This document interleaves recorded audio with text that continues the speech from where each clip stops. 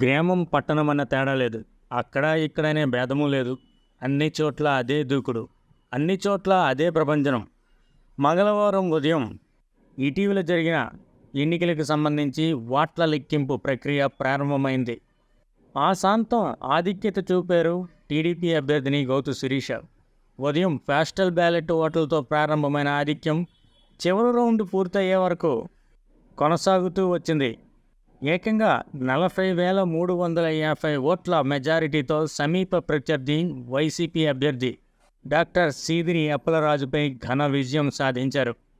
అయితే గత ఎన్నికల్లో వైసీపీ అభ్యర్థి సీదిరి అప్పలరాజు గౌతు శిరీషపై 16,000 పైచిలుకు ఓట్లతో విజయం సాధించారు. కానీ ఆ మెజార్టీకి ప్రస్తుతం 2 రెట్లకు పైగా మెజారిటీ సాధించి గౌతు శిరీష బదులు తీర్చుకున్నట్టు ఆయా పార్టీ శ్రేణులు పేర్కొంటున్నారు.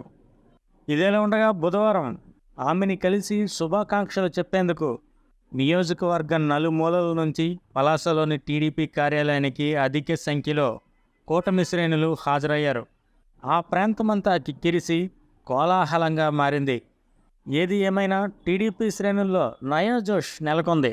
టీడీపీ, జనసేన, బీజేపీ కూటమికి ఇటు పలాసలోని అటు రాష్ట్రంలోని ఊహించని విజయాన్ని అందించిన పలాస ప్రజలకు, రాష్ట్ర ఓటర్లకు కూడా మీ సోదరి గౌతు శిరీష ధన్యవాదాలు తెలుపుకుంటున్నాను.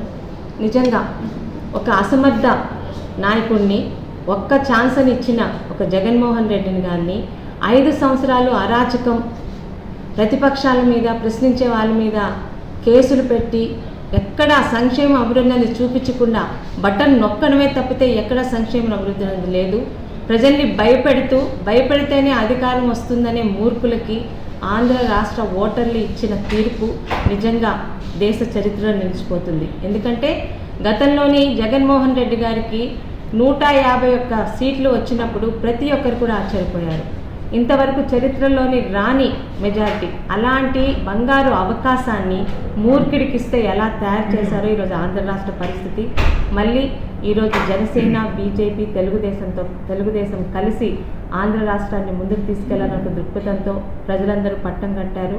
అనుభవం, ఆచరణ తెలిసిన చంద్రబాబు నాయుడు గారు, ఆలోచన ఉన్న, ఆశయం ఉన్న పవన్ కళ్యాణ్ గారు, మరి 3వసారి దేశ చరిత్రలో ఈరోజు రికార్డు సృష్టిస్తూ అధికారంలోకి వచ్చిన బీజేపీ పెద్దలు అందరితో పాటు ఈ 5 సంవత్సరాలు మనం కోల్పోయిన అభివృద్ధి, సంక్షేమ పథకాలు మన ఆంధ్ర రాష్ట్రానికి వస్తాయని, మరి ముఖ్యంగా ఈరోజు మీరు అందించిన ఈ పదవి చాలా బాధ్యతగా ముందుకు తీసుకెళ్తామని మీ సోదరుగా చెప్తూ మరొక్కసారి పలాసలో 5 సంవత్సరాలు ఆడబిడ్డగా నన్ను వెన్నంటి ఉంటూ నా ప్రతి కష్టాల్లోని, ఇబ్బందుల్లోని నా వెనుక ఉంటూ నన్ను ధైర్యం నింపిన ప్రతి ఒక్క తెలుగుదేశం పార్టీ కుటుంబ పెద్దలకి, మరియు జనసేన సోదరులకు, బీజేపీ పెద్దలకు, ప్రతి ఒక్కరికి పేరు పేరున మీ సోదరి గౌతు శిరీష ధన్యవాదాలు.